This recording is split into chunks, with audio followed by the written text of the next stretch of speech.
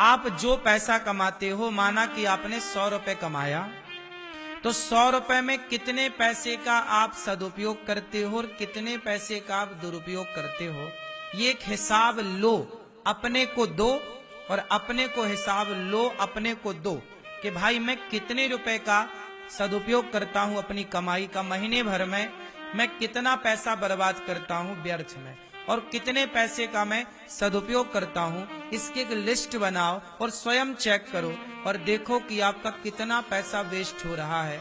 उस वेस्ट पैसा को आप बचा सकते हैं और उसे अपने ही उपयोग में सही जगह लगा सकते हैं या भविष्य के लिए उसे सेव कर सकते हैं। 2 पैसा बचे भी रहें तो बुराई नहीं है। पैसे लोगों के पास आते हैं तो लोग उसका दुरुपयोग पहले करते हैं। क्यों मेरी माँ? जैसे मैयाओं के पास पैसा आया तो कल तक 500 की साड़ी पहनती थी, जैसी पैसा आया तो 2500 की ले आई। जब 500 की साड़ी में ही गुजारा हो जाए तो 2000 बचा के रख लो ना, काम आएंगे, बच्चों की पढ़ाई में काम आ सकते हैं। बुरे वक्त भगवान ना करे आए, उस बुरे वक्त में पैसा काम आ जाता है। 2 पैसा होंगे तो किसी के आगे हाथ नहीं पसारना पड़ेगा। क्यों मैया? सही है। पैसे हैं इसका मतलब ये नहीं कि हम उसको उड़ाएं। लोग कपड़े में पैसे लगाते हैं, 50-50 हजार रुपए के लहंगा पहन लेती हैं हमारी माताएं और एक बार पहन के खत्म।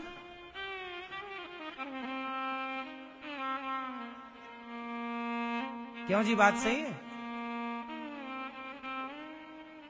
पहनो, भगवान ने दिया है आपको, भगवान करें और दो।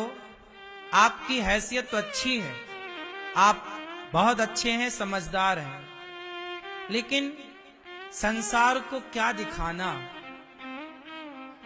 कपड़े से व्यक्ति बड़ा नहीं होता। आपने कितने भी ब्रांडेड कपड़े पहने हो, आपकी कीमत आपके कपड़ों से नहीं होगी। आपके संस्कार, आपके व्यवहार से आपकी कीमत होती है। व्यक्ति आपके संस्कारों को देखता है। आपका संस्कार, आपका बिहेव, आपका व्यवहार जो है वही तो आपकी कदर बढ़ाता है। कपड़े कितने भी ब्रांडेड, कितने भी महंगे वाले पहनो, क्या होगा? तन ही तो ढकना है। आजकल तो लोग फटे से फटा कपड़ा भी पैसों में लाते हैं।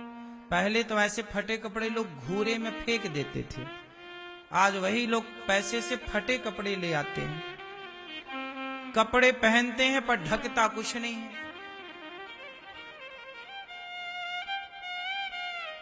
क्यों? सही है।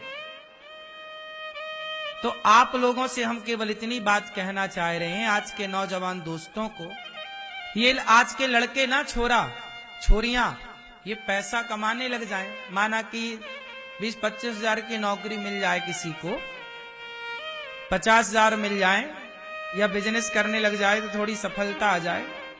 पैसा आया कि सबसे पहले उसका स्वभाव बदल जाता है। पैसा आने के बाद सबसे पहले क्या बदलता है? बोलो, क्या बदलता है? स्वभाव बदलता है। पहले आपका स्वभाव, आपका व्यवहार, आपका बोल चाल अलग था। पैसा आने के बाद आपकी अकड़ अलग हो गई है। आपका एटीट्यूड, आपका ईगो अलग दिखता है। क्या जरूरत थी व्यवहार बदलने की? पैसा जितना आए, आम के वृक्ष में जितने ज्यादा फल लगते हैं वो डालियां उतनी झुक जाती हैं। ईश्वर जितना पैसे वाला बनाए, धनवान बनाए, उतने सरल, उतने सहज होना, यही आपकी महानता है। अकड़ जाना ये बबूल का काम है, कांटों से भरा है, इसलिए वो झुकता नहीं है। बबूल कहां झुकता है? जबकि आपने कोई भी फलदार वृक्ष देखे होंगे, डालियां बिल्कुल झुक जाती हैं। झुकता वही है जिसमें जान होती है। अकड़ खास मुर्दे की पहचान होती है। अकड़ होती है मुर्दे में। यदि आप पैसे से अकड़ गए तो आप मुर्दे से कम नहीं हैं। इसलिए अकड़ क्यों? क्या अकड़? किसकी अकड़? ज्यादा अकड़ में ना रहो साहब। दिया है ईश्वर ने, प्रसाद मान के रखो। और जितना पैसा आज जो पैसा कमाओ मेरे दोस्तों, सबसे पहले अपने स्वभाव को मैनेज करो। समाज को पता ही ना लगने दो कि आप पैसे वाले हो गए हैं। शोर ना करो, क्योंकि आप यदि शोर करने लग गए तो आपकी ग्रोथ, आपकी उन्नति रुक सकती है, क्योंकि जमाना नजर लगाने बैठा है। लेकिन दुनिया आजकल, ये बात अक्ल कम लोगों को है, आजकल लोगों के पास पैसा आता है ना, वो पहले दिखावे की जिंदगी। ए देखो मेरे पास गाड़ी, पैसा आया, सबसे पहले गाड़ी ले आए, बड़ा मोबाइल ले लिया, ब्रांडेड कपड़े ले आए, भले बाद में फटे पहने। दिखावा। आज आप में से बहुत लोग यहां ऐसे होंगे जो आप लोग भी दिखावे की जिंदगी जीना पसंद करते हैं। भले अंदर कुछ ना हो, पर बाहर आपने मेंटेन कर रखा है सबको दिखाने के लिए, रिश्तेदारों के लिए, दोस्त यार देखो हम क्या है, जलवा है अपना। लेकिन भीतर से क्या हो ये तो आप अच्छे से जानते हो। कुछ लोगों के तो घर में दाल रोटी का जुगाड़ नहीं है, लेकिन बाहर से ऐसा दिखा रहे हैं कि हम बहुत अमीर हैं। क्या मतलब कि ऐसी अमीरी? दिखावे से क्या पाओगे? बहुत लोग हैं जो बैंक का कर्जा लदा पड़ा है सिर पे, कर्जे में करोड़ों का कर्जा है। भैया, सबसे सुखी व्यक्ति कौन है बताओ? एक तो है कि जिसके पास संतोष है वो सुखी है, लेकिन एक परिभाषा और है महाभारत में कि जिसके पास कर्जा नहीं है किसी का, लेन देन क्लियर, जिसके, सुनो ये पाठ बच्चों को पढ़ाना बहुत तरीके से, जो मैं बोल रहा हूं ये बात मैं 20 साल से लेकर 30 साल के लड़का लड़कियों के लिए, इस पीढ़ी के लिए बोल रहा हूं, क्योंकि इस उम्र में ये निर्णय आपको जीवन भर सुख देंगे। ये जो ज्ञान है ना, ये पढ़ने से नहीं मिलता, ये अनुभव है। कोई पुस्तक में ये सब नहीं लिखा ना, तुम्हें कोई पुस्तक ये ज्ञान दे सकती है, कोई कॉलेज, कोई यूनिवर्सिटी तुम्हें ये नहीं पढ़ा सकती, ये अनुभव है। कितना भी बड़ा आज का युवा हो, लड़का हो, लड़की हो, पढ़ा लिखा हो, वो लोग गलतियां कहां करते हैं? यही गलतियां करते हैं। पैसे आए बर्बाद कर दिया, उड़ा दिया, बचा के नहीं रखा, कल की प्लानिंग नहीं कर पाए, अपने लिए घर नहीं बना पाए, अपने लिए दुकान नहीं बना पाए, अपने लिए बिजनेस नहीं खड़ा कर पाए, अपने आगे के रास्ते क्लियर नहीं कर पाए, दिखावे में जीते रहे, कर्जा ले लेके गाड़ियों में घूमते रहे, कर्जा ले लेके बंगला बनाते रहे, बाद में कुड़की हो गई, बैंक वाले ने ले लिया। क्या समझदारी है? हमारे बुजुर्गों ने इस पर एक कहावत कही है, कहो तो बता दूं। जितना चादर हो उतना पैर पसारो। क्या मतलब हुआ? संसार में सबसे सुखी वही है जिसके सिर पे कर्जा। बोलो ये बात। चलो अब आप लोगों से मैं ये पूछ रहा हूं, ये बात सही है कि गलत है? आज चैन की नींद उसे आती है साहब जिसके ऊपर कर्जा नहीं है। जिसके सिर पे कर्जा है वो रात को ठीक से सो नहीं पा रहा है, शांति नहीं है, टेंशन है, ना सो पा रहा। जब सो नहीं पाएगा तो खा नहीं पाएगा ठीक से, उसे स्वाद नहीं आ रहा है।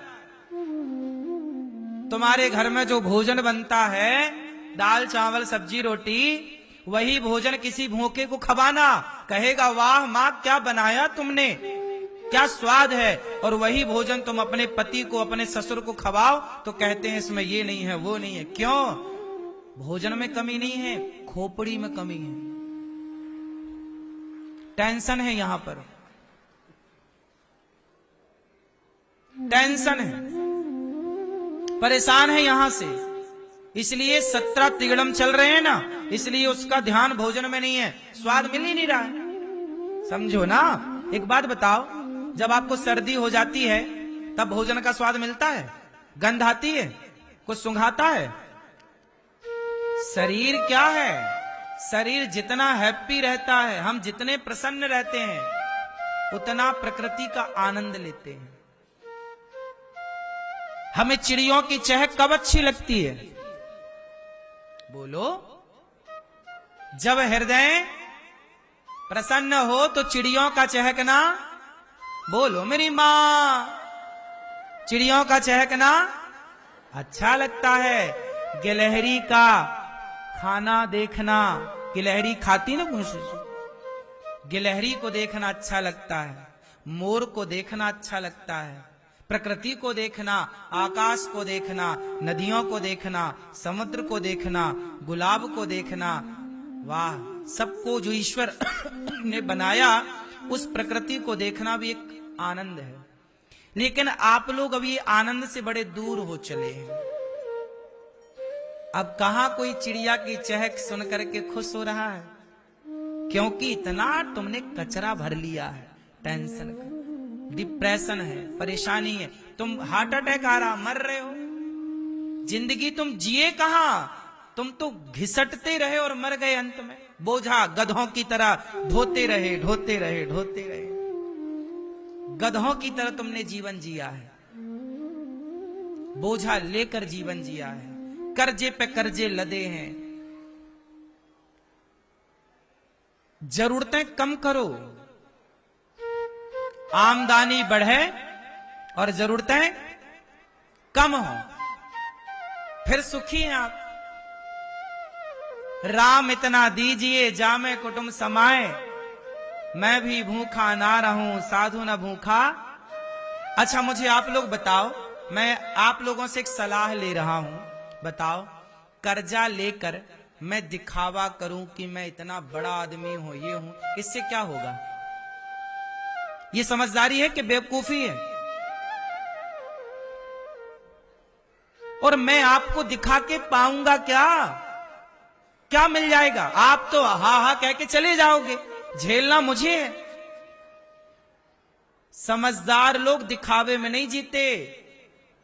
अनिरुद्धाचार्य कभी दिखावे की जिंदगी में रहा नहीं। हमें जमीन में सोना पड़ा, हम जमीन में सो गए, बिस्तर मिला तो बिस्तर पलंग में सो गए, नमक रोटी मिली तो नमक रोटी खा लिया। बचपन में मैं भीख मांगता था अपने गांव में घर घर जाके, हम प्रोफेशनल भिखारी हैं, बचपन से भीख मांगी है। घर में जा जाके लोगों के गांव में जाके आटा मांगते थे, लोग आटा देते थे, दाल देते, सूपा में सीधा लगा कर देते थे। सीधा समझते हो? तो बचपन से भीख मांग रहे हैं और भिक्षा मांग करके आज 290 वृद्ध माओं की सेवा हो रही है, 150 बच्चे गुरुकुल में पढ़ रहे हैं और हजारों भक्तों को भोजन और 400 गाय और 125 नंदी, ये तमाम सेवाएं चल रही हैं। हमें भीख भी जब हमारी औकात से ज्यादा मिलने लग गई तो हमने उस भीख को भी समाज में बांटना शुरू कर दिया। क्यों? हमें भिक्षा भी जब हमारी औकात से ज्यादा मिलने लग गई तो हमने भिक्षा भी समाज में बांटना। बताओ, आज गौरी गोपाल में जो भरपेट सबको भोजन मिल रहा है, ये मेरी भिक्षा मांगने का ही तो परिणाम है। आपसे ली गई भिक्षा आपको ही तो समर्पित की जा रही है। तेरा तुझको अर्पण क्या लागे मेरा।